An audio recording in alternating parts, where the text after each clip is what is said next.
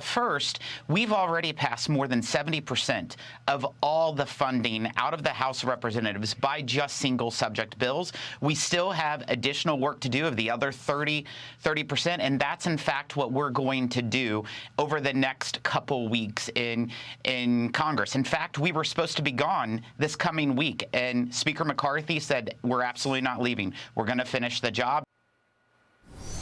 And that was House Ways and Means Committee Chairman Jason Smith with me yesterday on Sunday Morning Futures. Lawmakers passed a continuing resolution over the weekend, which will fund the government until mid-November, November 17th. In doing so, they averted a government shutdown led by Kevin McCarthy. But Florida Congressman Matt Gaetz is still threatening to bring a motion to vacate the Speaker, ousting Speaker McCarthy. Some Republicans are considering expelling Gaetz from the conference as a result of this. Joining me right now is California Congressman Mike Garcia. He's a member of the House Appropriations Committee.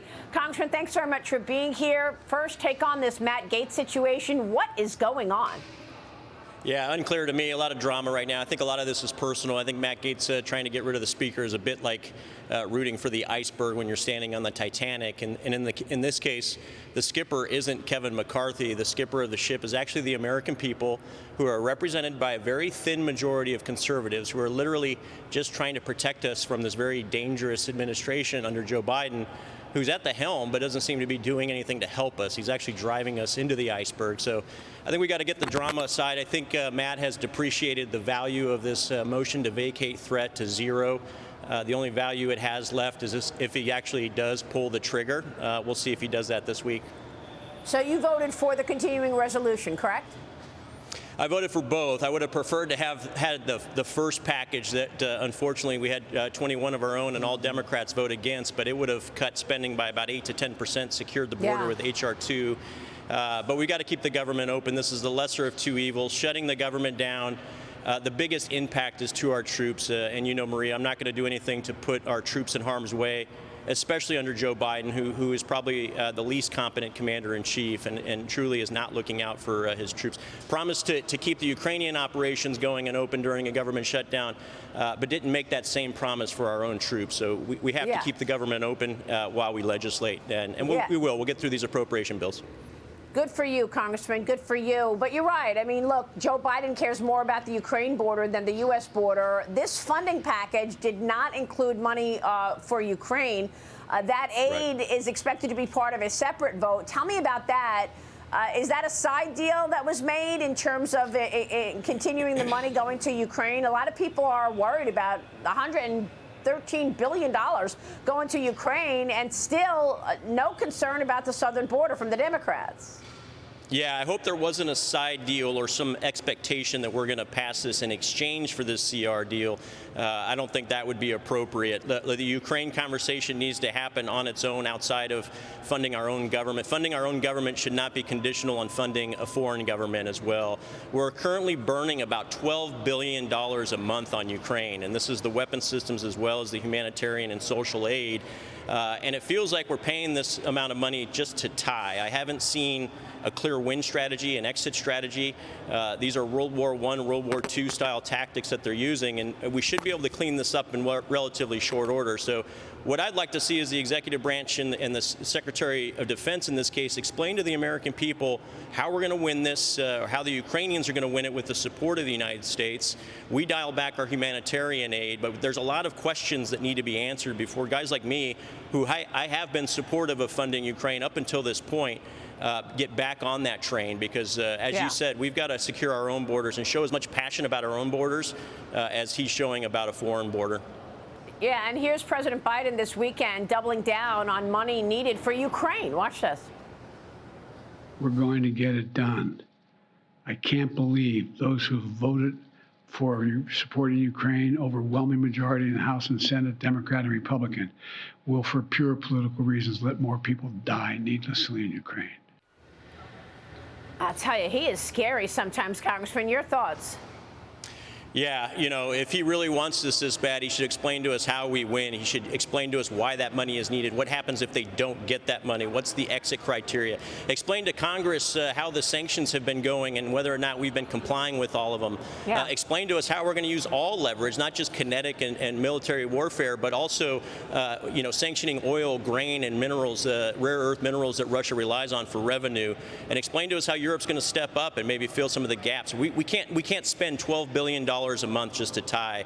It's not that we're not going to be a party of a victory. We won't be a party of anything. This is just going to be a stagnation, and God knows how long this is going to take. So he owes it to the American people to answer those questions, and if he does that, maybe he'll get more support. Congressman, you're on the Appropriations Committee. Walk us through the remaining bills and how you expect your colleagues and yourself to tackle this. What, is it 30% left of funding? Yeah, ballpark, Marie, about 30% remains. These are going to be very emotional votes. We actually still have 2 bills in the Appropriations Committee that need to be marked up. These are going to be tough bills. The policies are fantastic, and we are aggressively cutting, and that's what's making it tough for some of our members. We saw the ag bill go down because those cuts were a little too aggressive for some folks' liking. We're trying to find that balance between cutting and fighting this inflation beast, but also keeping the lights on some of these important federal programs. But we're marking to about $1.5 trillion, and I just want to remind Americans that for about 18 years our budget was $1.3 trillion a year, and then all of a sudden in the last 4 years we got up to a $1.9 trillion request from President Biden. This is in addition to the $6 trillion in America Rescue Plan, Inflation Reduction Act, bipartisan infrastructure. This is why we have the inflation. So we're just asking to get back to the spending levels of a couple of years ago, pre-COVID. This shouldn't be as emotional and as dramatic as it is, but it's going to be a little dentistry until we get these done. But we will get them done. On the Homeland Security bill, are you including language to change policy? Because it seems to me you don't necessarily need money for the border, but a change in policy, right? Yeah, the policy is absolutely the problem. The Remain in Mexico element especially. We've got to secure the border, not incentivize people to come here by giving them free stuff and a free pass. But yes, it can't just be dollars. And when you read the appropriation bills, the dollar values are interesting. They do cut. But the policies and what we call the riders on top of those bills are actually the things that are going to save this country. So I understand the sentiment to get these bills passed one at a time, up-down votes. We have to do that.